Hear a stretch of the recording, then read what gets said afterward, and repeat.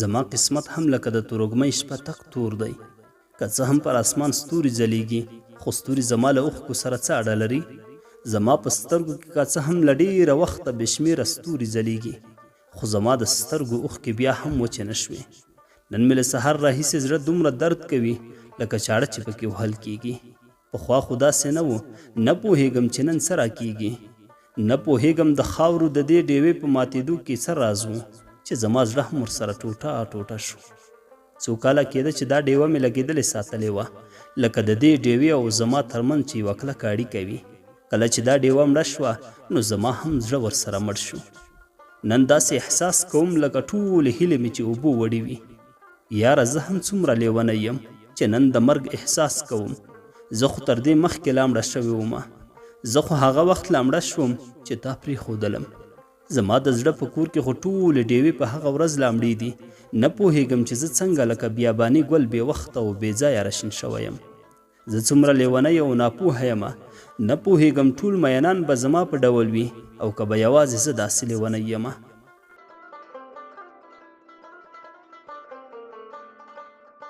نه، زه ستا څخه هېڅ ګیله نه کومه، ځکه چې ګیله له خپلو کېږي. تا نو ما ته کله موقع راکړه چې خپل دې کړمه. یوازې څو شېبې دې راسره تېرې کړې. کاشکې ما په لنډو شېبو کې ستا سره دومره ډېره مینه نه وی کړې. خو دا کار عقل غواړي او په مینه کې عقل کله کار کوي. اوس چې له ځان سره فکر کوم چې دا هر څه یو لیونتوب و. ای آفتابه، آیا ما په خپله خوښه تا ته زړه درکړ؟ یعنی هغه چاته چې په واقعیت کې هم آفتاب دی. رښتیا هم که ما عقل درلودی نو ما به ولې ستا له ډاډ پرته تا ته خپل زړه درکولی. تا زه په تیارو کې پرېښودلم او ته راڅخه لاړې. ما ته دې څومره درد راکړ ها؟ څومره کلونه تیر شول او په دې دومره عمر کې مې ستا نوم پر خوله نه دی راوړی. خو بیا هم له تا پرته په ژوند کې بل هیڅ خبره نه لرم. زه تل له ځانه تختم، ستا له ډاره هندارې ته نشم کتلی. وایم داسې نه وي چې په خپله څېره کې ستا څېره ووینم. ستا مینې ما ته څومره غرور راکړی و. کله چې به هندارې ته ودرېدم نو ستا د مینې له امله به ځان څومره ښکلی راته ښکارېده.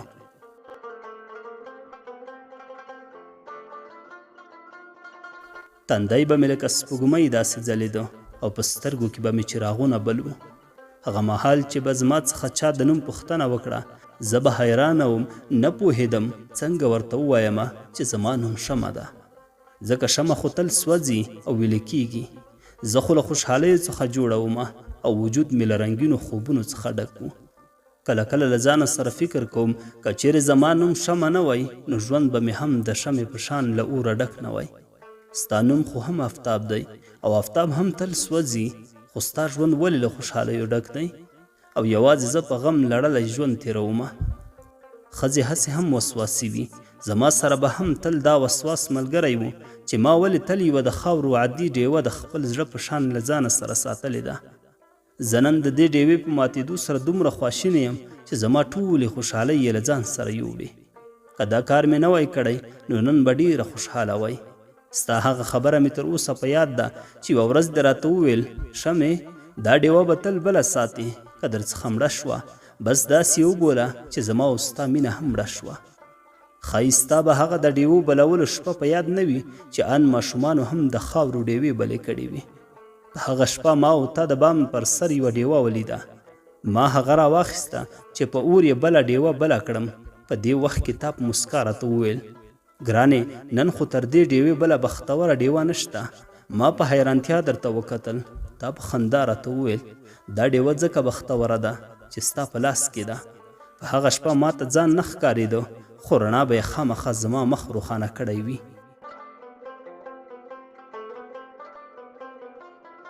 بیا دې په خوبیولي اواز ورو راته وویل، ګوره شمې باید دا ډېوه تل بله وساتې. که در څخه مړه شوه نو زما او ستا مینه به هم ورسره مړه شي. په هغه شپه زما زړه په ټوپونو شو. ان دا چې د خپل زړه درزا مې په خپلو غوږونو اورېده. خدای خبر چې دا د مینې کوم انداز و چې د یوې ډېوې په بلولو سره مې د مینې بار پر اوږو واخیست. ستا له خولې راوتلې خبرې زما لپاره تر آسماني سوغات کمې نه وې. خو کله چې تا زه ورخطا ولیدم نو زما لاسونه دې په خپلو لاسونو کې ونیول. بیا دې کرار راته وویل، لیونی ته ولې دومره ورخطا یې؟ ما د ماشومانو په څیر په چیغو چیغو وژړل. افتابه دا دې په څنګه زنځیر وتړلم چې تر اوسه هم ځان نشم خلاصولی. اوس چې هر وار د ډیوې لمبه ورپیږي نو زما زړه ورسره په درزا شي، ځکه ډیوه خو د هوا په نري شمال سره هم مري، او که خدای مکړه دا ډیوه مړه شوه بیا به زه څه کوم؟ تا په خندا راغبرګه کړه.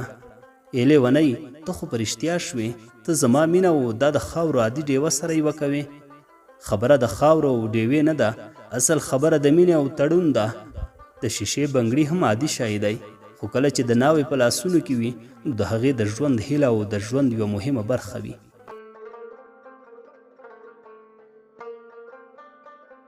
افتابه تا هغه وخت هسې یوه خبره وکړه، خو زه یې ډېره وارخطا کړم.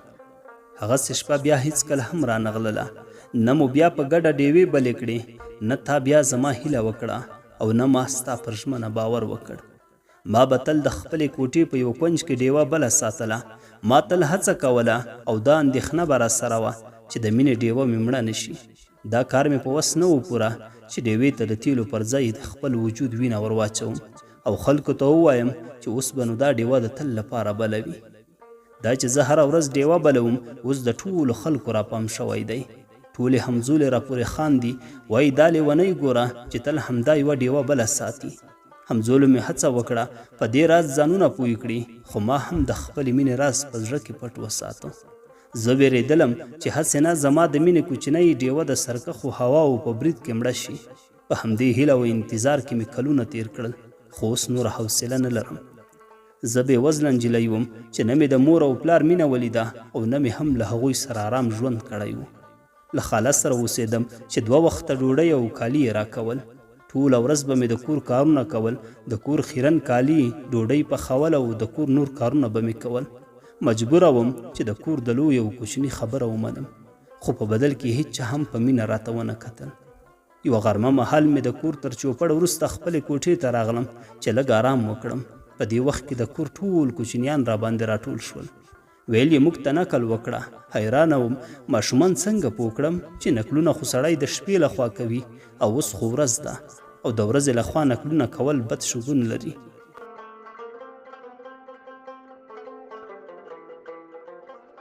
هر څومره بهانې مې چې ورته وکړې ماشومانو نه پرېښودلم. ویل یې موږ ته اوس نکل وکړه، ماښام نه کیږي، ماښام بیا زموږ مشر کاکا راځي او موږ په زوره وختي ویده کوي. آخر یې راته وویل چې که ته نکل نه راته کوې نو موږ افتاب ته شکایت کوو. دا چې ته د کور مشر وې او ټول درڅخه وېرېدل نو ما هم ستا له ویرې ماشومانو ته نکل پیل کړ. بیا به مې کرکه وشوه چې د ورځې لخوا نکل کول بد شګون لري. د تیرو وختونو په یادولو مې نن زړه یو څه آرام شو.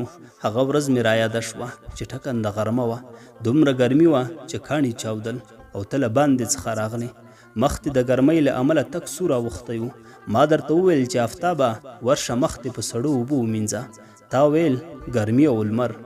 بیا دې په خندا وویل ګرمي نشته، زه چې هر ځای ځم نو ستا د زلفو سیور مې پر مخ راخپور وي. بله شپه د 14 سپوږمۍ وه. تا راته وویل چې د اسمان تر سپوږمۍ خو زما د ځمکې سپوږمۍ رڼا ډیره ده. زه هغه وخت څومره ساده نجلۍ ومه، ستا په هره خبره مې څومره زر باور کوو. نن هم زما هغه څیره وه چې تا پخوا له سپوږمۍ سره ورته بلله او هغه ویښتان مې ول چې ستا پر مخ به یې سیوری جوړ کړی و. زما په سترګو کې به تل ستا د انتظار ډیوې بلې وې، خو ته به نه وې. ته به څه پوه شې چې ستا په بېلتون کې به زما د ژوند رنګ او خوند څنګه وي. زه تل وایم چې کاڼي او بوټي څومره نیکمرغه دي چې تر سوځېدو وروسته ایرې شي. زه ستا په بېلتون کې سوځېدلم خو ایرې کېدلم نه.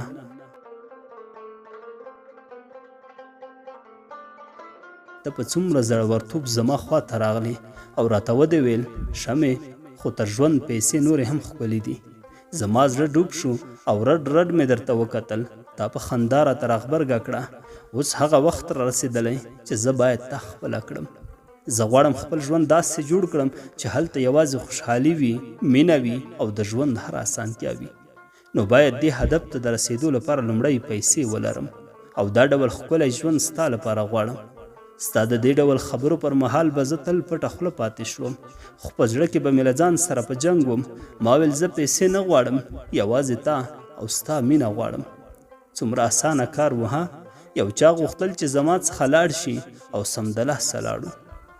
دا خو به زما سترګې د بلو ډیوو سره تشبیه کولې، خو نن مې هغه سترګې د دوو تیارو ډیوو په شان دي.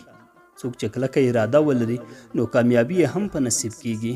دا په خپله کلکه اراده ډیره شتمني پیدا کړه. دومره شتمني دې پیدا کړه لکه تا چې غوښتل. یوه شپه موږ ټول یوه واده ته تللي وو چې نه خبره د ټلیفون غږ پورته شو. ما په وارخطایي ټلیفون راپورته کړ، ګورم چې ته وې او له ډیلي څخه د زنګ راوهلی و. په دې وخت کې زما زړه په درزا شو.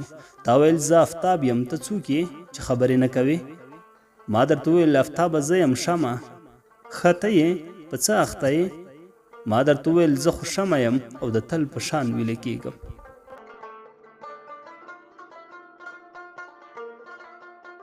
تاره ته په جواب کې وویل ماشاءالله ته خو اوس فلمي ډایلاګونه هم وایې.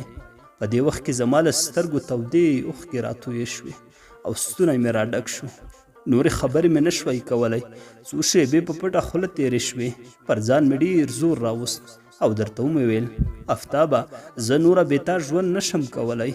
مخ مې همغسې د سپوږمۍ په شان ځلیږي. غوښتل مې نورې خبرې هم در سره وکړم چې ناخبره ټلیفون بند شو. تر دې ټلیفون 3 ورځې وروسته ته راغلې. داسې ښکارېدې لکه یو شهزاده یا یو لوی خان. هغه مهال زه په پخلنځي کې وم، خو سترګې مې په تا کې وې او تا هم شاوخوا کتل لکه په یو چا پسې چې ګرځې. ما داسې ګمان وکړ چې په ما پسې ګرځې، خو وروسته ډېره ناهیلې شوم ځکه چې تا زما پوښتنه هېڅ ونه کړه. مازدیګر چې ما ګلان اوبه کول تا ولیدلم. تا راته وویل شمې ته ولې دا د مزدورانو کار کوې او ټوله ورځ په کار بوخته یې؟ ما د مزدوران د څه لپاره نیولي دي؟ ما په ناهیلۍ سترګې در واړولې. مخکې تر دې چې زه څه ووایم تا راته وویل اوس بیا ډایلاګ راته ونه وایې.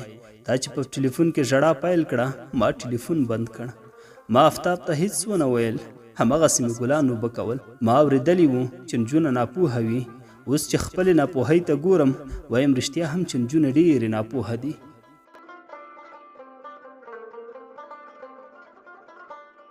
یو ورځ مې د صبر پیاله را ډکه شوه او درته ومې ویل ګوره نوره مې مه ازمایه. تا شتمني غوښته او هغه د خدای دومره شتمني درکړه چې د لمسیانو دې هم بس ده. اوس ته څه ته ګورې او ما ولې نه خپلوې؟ تا بیا درواغ راته وویل او راته وده ویل زه غواړم په ژوند کې نور پرمختګ هم وکړم. په دې پلمه دې بیا زما خوله رابنده کړه او ځان دې راڅخه خلاص کړ. هغه ورځ به ستا هم په یاد وي چې تا د انډیوالانو لپاره مېلمستیا جوړه کړې وه او ما ته دې وویل شمې ته خو هم زموږ د کور غړی یې، نن ته هم ښایسته کالي واغونده چې انډیوالانو ته مې ونه شرموي. که څه هم زما زړه نه غوښتل خو ستا د زړه لپاره مې هغه تور کالي واغوستل چې ستا ډېر خوښېدل. ښایسته به هم یاد وي چې ما درته وویل آفتابه ته باید د انسان په بڼه واوسې چې زه او ته یو بل ته سره ورسېږو. کله چې ته ما لمس کړې باید زه داسې احساس کړم چې دواړه انسانان یو، نه دا چې ما د سرو زرو مجسمه وګڼې. ته حیران پاتې شوې او هیڅ دې هم راته ونه ویل. ښایي زما څخه به د دې ډول خبرې توقع نه درلوده.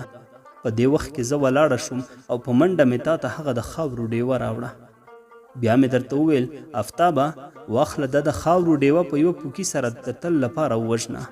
د هغې مېلمستیا په شپه چې ستا یو انډیوال زه او ته یو ځای سره ولیدو نو تا ته یې وویل ما اورېدلي وو چې انسان تر مرګ وروسته راژوندی شي او بیا جنت ته لاړ شي.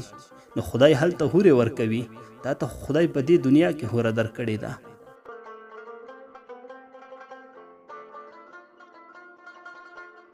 ما رښتیا هم خپل ځان هوره ګڼله، خو یو څو ورځې وروسته مې خاله یوه عجیبه خبره راته وکړه. ویل یې ستا د ملګري مور زه خوښه کړې یم او غواړي مخ خپل زوی ته وکړي. زه یې لا اوس پوه شوم چې مینه په زور او زاریو نه کیږي. هسې هم زه د ټولې کورنۍ د اوږو بار وم. یوازې مې په خوله څه نه ویل. ما به کله کله ماشومانو ته د مینې نکلونه هم کول. په هغو کیسو کې به د دوو مینو ترمنځ دیوال جوړېده. خو نن بېله زمانه ده. کیسې له پخوانیو کیسو سره ډېر توپیر لري. ما کوزده وکړه او بیا مې د واده وخت را ورسېد. ما له ځان سره هغه د خاورو ډیوه هم یوړه. کله چې زما خاوند اسلم پوه شو چې زه له ډیوو سره ډېره مینه لرم نو زما لپاره یې خورا ډېر ډیوې راوړې. په کور کې یې شاوخوا کېنولې او مازدیګر مهال به یې بلولې. اسلم به تل راته ویل چې لکه څومره چې ته له ډیوو سره مینه لرې په همدغه اندازه زه هم ستا سره مینه لرم. اسلم نا خبره و چې کلونه مخکې زما په زړه کې د مینې ډیوې بلې وې. کله کله به مې پر اسلم ډیر زړه وسوځېده. ما ویل که زه خپلې مینې ته ونه رسېدم نو دی ولې زما له امله بې مینې پاتې شي. نن مې ډیر زړه تنګ شو. ښه ډیر مې وژړل. هغه د خاورو ډیوه مې راواخیسته، پر ځمکه مې ووهله او ټوټې ټوټې شوه. ما نور نه غوښتل چې د آفتاب د یادونو له امله خپل نوی ژوند قرباني کړم. پخوانیو یادونو خو ماته یوه شیبه خوشحالي هم رانه کړه. نن مې له سترګو څخه د اوښکو سیلاب روان شو او دې سیلاب ته مې د آفتاب یادونه هم ورخوشي کړل چې د تل لپاره یې له ځان سره یوسي. نن شکر دی ښه ژوند، ښه کور او ښه خسرګنۍ لرم. تر ټولو مهمه را دا ده چې یو ډیر پاک زړه، مهربان او مینهناک میړه لرم. خو بیا مې هم زړه نارامه دی. کله کله له ځانه سره وایم چې ښه مې ته اوس هم یوازې